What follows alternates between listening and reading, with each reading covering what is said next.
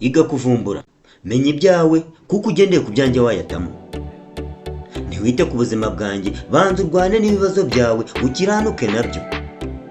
Byari ibitangaza kubona abagabo babiri bafite ubutunzi yewe ntacyo babuze bahagarara imbere y'abantu bagatongana nk'aho ari abana. Uwo munsi ivumbi ryaratumutse, agacucu karirenga. Muri icyo gihe isi ntiyiyumvishaga uburyo abahanzi babiri ndetse b'abanyarwanda bafatanamo bakabwizanya ukuri, amazi akibirindura. Ibyo twabonaga mu bagore ku karubanda ku muhanda byimukiye mu bagabo babiri, Melody na The Ben. Biva ku mihanda byimukira kuri murandasi. Byasaga naho kuri murandasi bahaboneye urubuga rwiza rwo gukoresha ababwizanya ukuri. Baterana imigeri n'ingumi, baterana imitwe n'inkokora bakoresheje amagambo.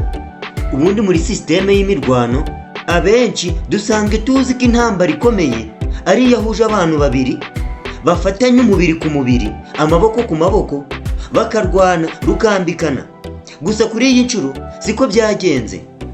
Melody ati, njyewe umwana wonsa urusenda, bibero yuzuye, nagukaraga ku mutwe wanjye nkakumena imbavu. Byasaga naho Melody amuhaye gasopo amubwira ko nakomeza aramumena imbavu koko. The Ben ati, ubivuze ukuri koko, wonsa urusenda niyo mpamvu tutangana.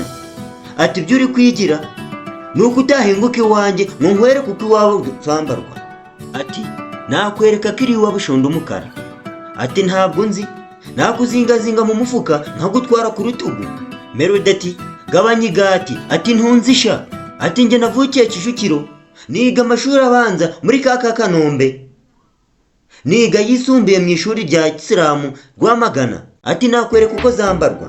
Ati, niwongera ugatera akaguru ndaguha iminota mike uririmba iz'abagenda. The Ben ati, wivuga nk'abana koko, sinakurenganya.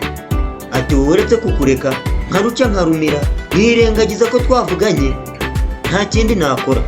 Ati, ibyo urimo byose umeze nk'uri gukina imikino y'abana. Ati, ndakuretse gusa nukomeza ndatuma unsaba imbabazi n'imigeri myinshi. The Ben ati, wowe uri umwana mu kazi dore ko nkurenze. Ati, uretse duhembo duke wahawe ukatwitwarana mu kintu kiri nyunyu. Muri uwo mwanya avuga idimi, mbese ubwoba bwampishe. Byasaga naho The Ben atinya Melody ku rwego rwo hejuru.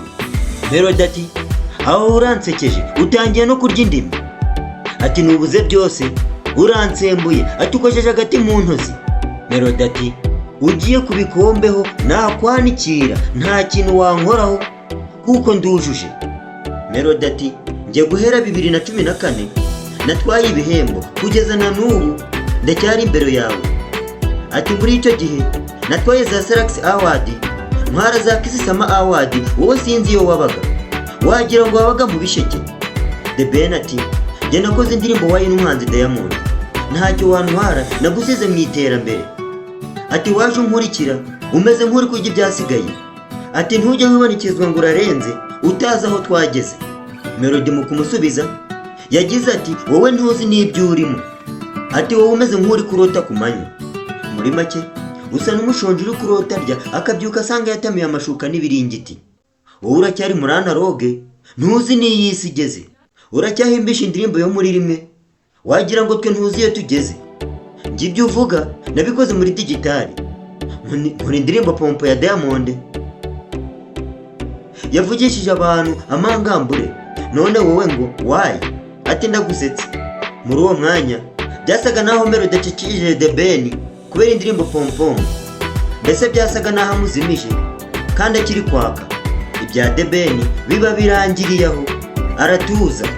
Biba ka wa wundi ngo uwuzi ukagira agwa neza, nawe yaguye neza koko kuko ntacyo yari afite cyo gukora.